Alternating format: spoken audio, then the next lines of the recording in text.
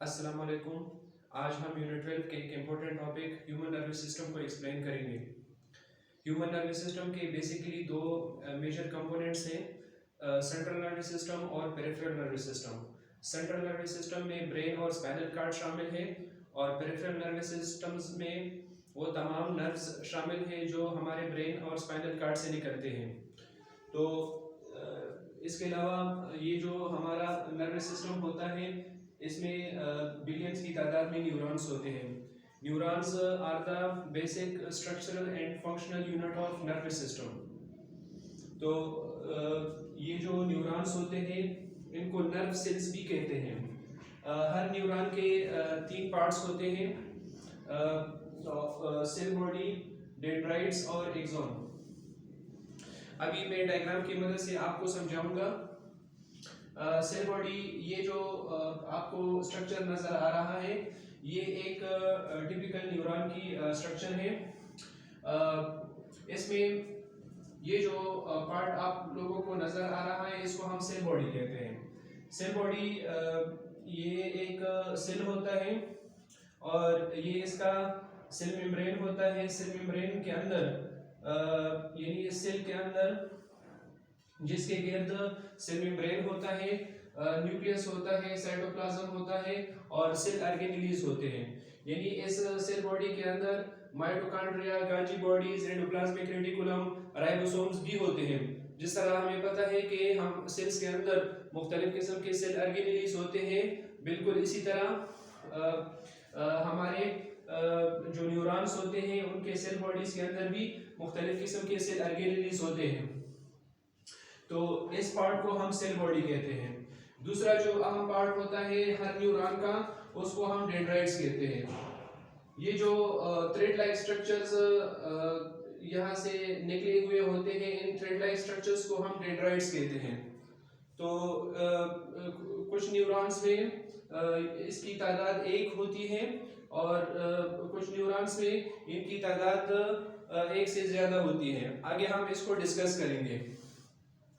तो डेंड्राइट्स छोटे छोटे थ्रेड्स होते हैं, छोटे छोटे प्रोसेसेस होते हैं जो सेल बॉडी से निकलते हैं और इनका फंक्शन क्या होता है।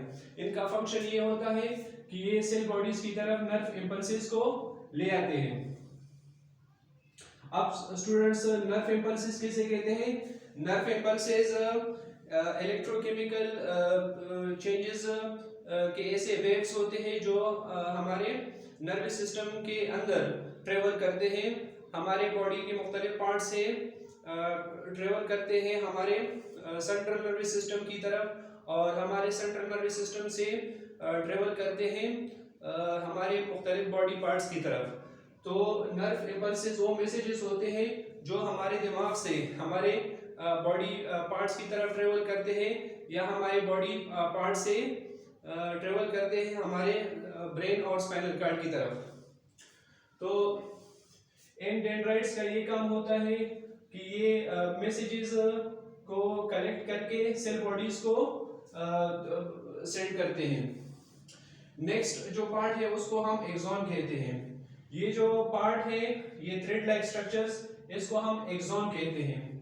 तो सेल बॉडी की एक तरफ से ये एक्सॉन निकला हुआ होता है, ये एक थ्रेड लाइक स्ट्रक्चर्स होता है और जो बड़े न्यूरॉन्स होते हैं, लार्ज न्यूरॉन्स होते हैं, उनके एक्सॉन्स के गिर्द एक शीट होता है जिसको हम माइलिन शीट कहते हैं। यानी एक कवर सा होता है और उस कवर को हम माइलिन शीट कहते हैं और ये कवर मुख्तलिफ इंटरवल्स पर ब्रेक हुआ होता है और इन जहां जिन जिन पॉइंट्स पर ये कवर, ये जो माइलिन शीट होता है ये ब्रेक हुआ होता है, उन पॉइंट्स को हम नोड्स कहते हैं। और दो नोड्स के दरमियान में जो फासला होता है वहां पर एक खास किस्म का सेल मौजूद होता है जिसको हम श्वान सेल कहते हैं। तो ये श्वान सेल्स भी होते हैं एक्सॉन में और ये एक्सॉन जो लार्ज न्यूरॉन्स होते हैं उनके गिर्द माइलिन शीट होता है जो मुख्तलिफ पॉइंट्स पर ब्रेक होता है और उन पॉइंट्स को हम नोड्स कहते हैं। और इन नोड्स के दरमियान में जो डिस्टेंस होता है वो श्वान सेल्स की के जरिए कवर्ड होता है। और इन एग्जाम का क्या काम होता है? एग्जाम का ये काम होता है कि जो मैसेजेस डेंड्राइट्स की मदद से सेल बॉडीज में आते हैं और फिर सेल बॉडी से वो मैसेजेस एक्सॉन्स की मदद से दूसरे न्यूरॉन्स की तरफ चले जाते हैं, ट्रेवल करते हैं।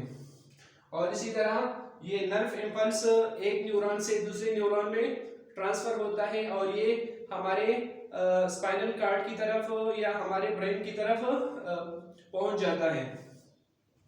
जो नेक्स्ट हमारे पास है वो है ग्रुप्स ऑफ न्यूरॉन्स। ये जो न्यूरॉन्स होते हैं इनके मुख्तलिफ साइजेस होते हैं, इनके मुख्तलिफ शेप्स होते हैं और इनकी तादाद बिलियंस में होती है। ये हमारे स्पाइनल कार्ड में भी होते हैं और ये हमारे ब्रेन में भी होते हैं। तो इनकी साइजेस और शेप्स डिफरेंट होते हैं और इनकी जो ग्रुप्स होते हैं यानी इनके जो टाइप्स होते हैं उनको फंक्शन की बुनियाद पर हम 3 टाइप्स में न्यूरॉन्स को हम डिवाइड कर सकते हैं।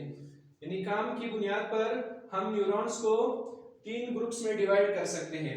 एक होता है हमारे पास सेंसरी न्यूरॉन्स, दूसरा होता है मोटर न्यूरॉन्स और तीसरा होता है एसोसिएटिव न्यूरॉन्स।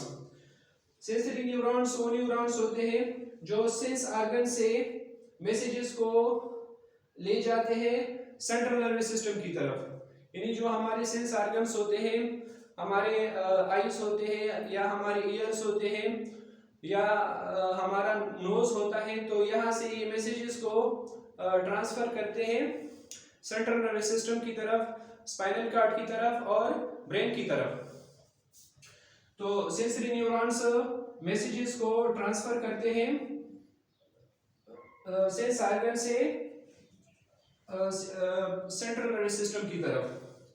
और इनके जो एक्सॉन्स होते हैं ये पार्ट इन न्यूरॉन्स का शॉर्ट होता है, छोटा होता है। और इनकी जो डेंड्राइट्स होते हैं, डेंड्राइट्स तो ज्यादा नहीं होते, इन न्यूरॉन्स का एक ही डेंड्राइट होता है और उस डेंड्राइट को हम डेंड्रॉन कहते हैं। यानी जो सेंसरी न्यूरॉन्स के डेंड्राइट्स होते हैं वो ज्यादा नहीं होते, वो एक ही डेंड्राइट होता है लेकिन वो लंबा होता है और उस डेंड्राइट को हम डेंड्रॉन कहते हैं। और इनके जो एक्सॉन्स होते हैं शॉर्ट होते हैं। दूसरा है हमारे पास मोटर न्यूरॉन्स। मोटर न्यूरॉन्स भी खास किस्म के न्यूरॉन्स होते हैं और ये हमारे सेंट्रल नर्वस सिस्टम से मैसेजेस को इफेक्टर्स की तरफ ले जाते हैं। अब इफेक्टर्स क्या है? इफेक्टर्स मसल्स और ग्लैंड्स होते हैं। यानी ये जो इफेक्टर्स होते हैं हमारे बॉडी में, ये मुख्तलिफ किस्म के मसल्स होते हैं, मुख्तलिफ किस्म के ग्लैंड्स होते हैं। तो motor neurons central nervous system से यानी ब्रेन और स्पाइनल कार्ड से मैसेजेस को या नर्व इंपल्सेस को इफेक्टर्स की तरफ ट्रांसफर करते हैं। और इनके जो एक्सॉन्स होते हैं, इनके एक्सॉन्स छोटे होते हैं, इनके एक्सॉन छोटे होते हैं, इनके एक्सॉन लंबे होते हैं और डेंड्राइट्स कई होते हैं और छोटे छोटे होते हैं। तो मोटर न्यूरॉन्स के जो एक्सॉन्स होते हैं वो लंबे होते हैं, जिस तरह ये न्यूरॉन आपको नजर आ रहा है, इसका ये एक्सॉन पार्ट जो है ये लंबा है।